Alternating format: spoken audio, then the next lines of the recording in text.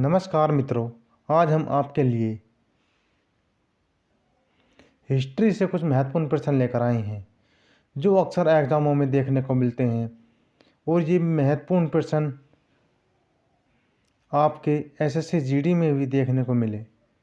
तो साथियों, इन प्रश्नों को करते हैं।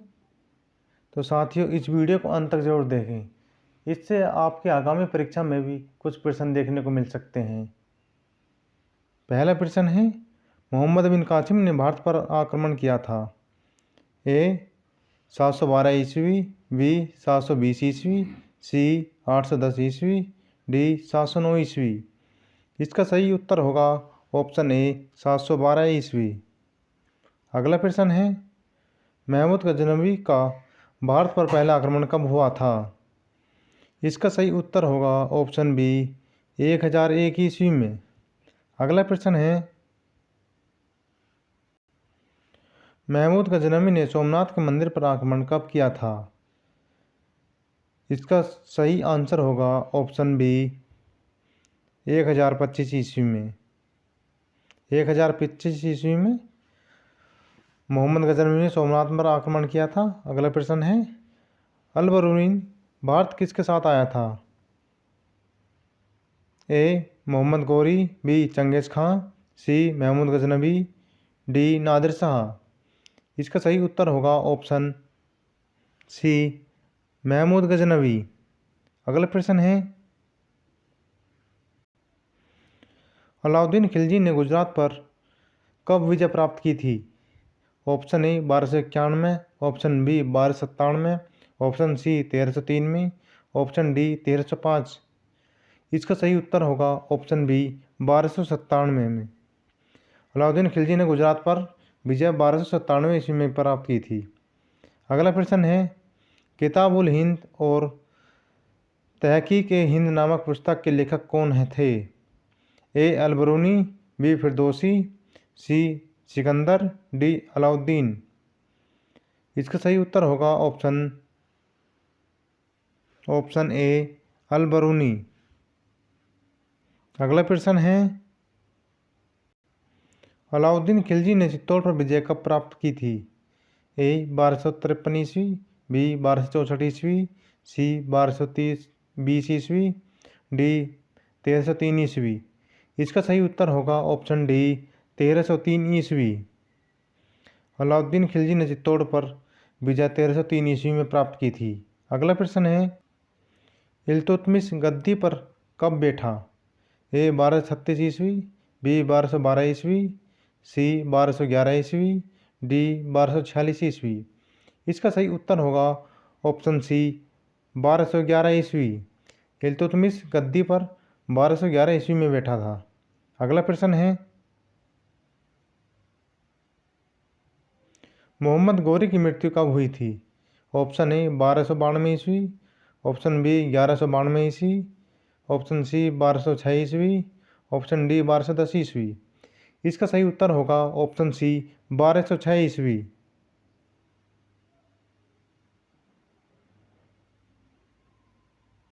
अगला प्रश्न है, पृथ्वीराज तृतीय की मृत्यु कब हुई थी।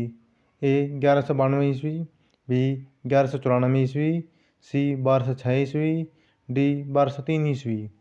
इसका सही उत्तर होगा ऑप्शन ए 1192 ईस्वी। पृथ्वीराज तृतीय की मृत्यु 1192 ईस्वी में हुई थी। अगला प्रश्न है, सल्तनत काल का अंतिम शासक कौन था। ए सिकंदर लोदी, बी इब्राहिम लोदी, सी मुबारक शाह, डी इनमें से कोई नहीं। इसका सही आंसर होगा ऑप्शन बी इब्राहिम लोदी। इब्राहिम लोदी अंतिम शासक था सल्तनत काल का। अगला प्रश्न है, सल्तनत काल में प्रांत को क्या कहा जाता था। ए राज्य, बी परगना, सी एकता, डी इनमें से कोई नहीं। इसका सही उत्तर होगा ऑप्शन सी एकता। सल्तनत काल में प्रांत को एकता कहा जाता था। अगला प्रश्न है, नौरोज पर्व की शुरुआत किसके द्वारा की गई थी। ए बलबन, बी फिरोज शाह तुगलक, सी अलाउद्दीन खिलजी, डी मोहम्मद गौरी। इसका सही उत्तर होगा ऑप्शन ए बलबन। बलबन का पूरा नाम है गयासुद्दीन बलबन।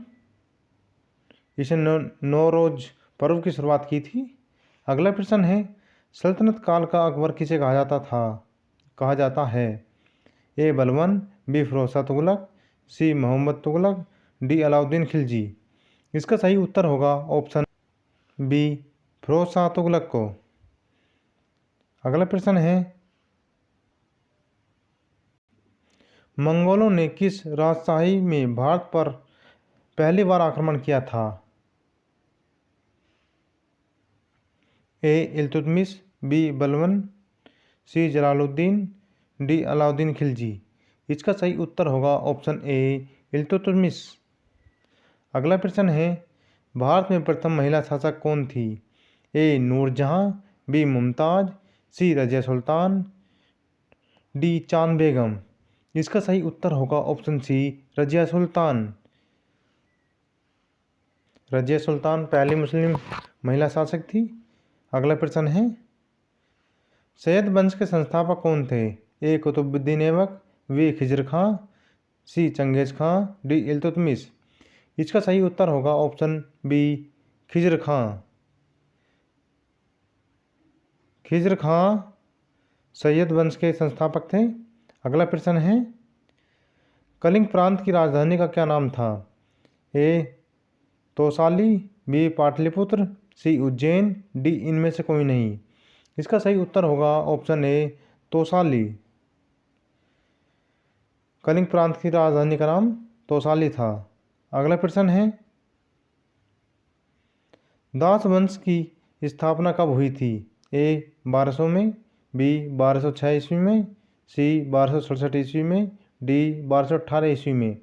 इसका सही उत्तर होगा ऑप्शन बी, 1206 ईस्वी में। दास वंश की स्थापना 1206 ईस्वी में हुई थी। अगला प्रश्न है, रजिया सुल्तान गद्दी पर कब बैठी थी? ए 1212 ईस्वी में, बी 1236 ईस्वी में, सी 1240 ईस्वी में, डी 1231 ईस्वी में। इसका सही उत्तर होगा ऑप्शन बी, 1236 ईस्वी में। 1236 ईस्वी में रजिया सुल्तान गद्दी पर बैठी थी। अगला प्रश्न है, मोहम्मद बिन तुगलक की मृत्यु कब हुई थी? ए 1315 ईस्वी, बी 1351 ईस्वी, सी 1331 ईस्वी, डी 1335 ईस्वी। इसका सही उत्तर होगा ऑप्शन बी, 1351 ईस्वी में। MBT यानी कि मोहम्मद बिन तुगलक की मृत्यु 1351 ईस्वी में हुई थी। ये पहला मुस्लिम शिक्षित शासक था। अगला प्रश्न है, अलाउद्दीन खिलजी की मृत्यु कब हुई थी? ए 1316 ईस्वी, बी 1320 ईस्वी, सी 1330 ईस्वी, डी 1331 ईस्वी।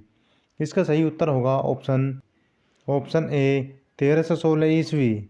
अलाउद्दीन खिलजी की मृत्यु 1316 ईस्वी में हुई थी। अगला प्रश्न है, इब्न बतूता का भारत आगमन कब हुआ था? ए 1337 ईस्वी, बी 1331 ईस्वी, सी 1333 ईस्वी, डी 1330 ईस्वी। इसका सही उत्तर होगा ऑप्शन सी, 1333 ईस्वी। इब्न बतूता भारत 1333 ईस्वी में आया था। अगला प्रश्न है, दिल्ली के किस शासक ने खुद को खलीफा घोषित किया था? ए मुबारक खिलजी, बी फिरोज शाह तुगलक, सी कुतुबुद्दीन ऐबक, डी इनमें से कोई नहीं। इसका सही उत्तर होगा ऑप्शन ए, मुबारक खिलजी। मुबारक खिलजी ने खुद को खलीफा घोषित किया था। अगला प्रश्न है, यह आज का अंतिम प्रश्न होगा, गुलाम वंश का अंतिम शासक कौन था? ए गयासुद्दीन बलबन, बी इब्राहिम लोदी, सी खिजर खां, डी शमसुद्दीन क्यूमर्स। इसका सही उत्तर होगा ऑप्शन डी, शमसुद्दीन क्यूमर्स। यह गुलाम वंश का अंतिम शासक था। तो दोस्तों, ये थे GS के कुछ महत्वपूर्ण प्रश्न जो SSC GD में इनसे प्रश्न आए थे और आगामी परीक्षा में इनसे कुछ प्रश्न देखने को मिल सकते हैं। तो साथियों, वीडियो अच्छी लगी तो वीडियो को लाइक करें, सब्सक्राइब करें चैनल को और शेयर करें। जय हिंद साथियों।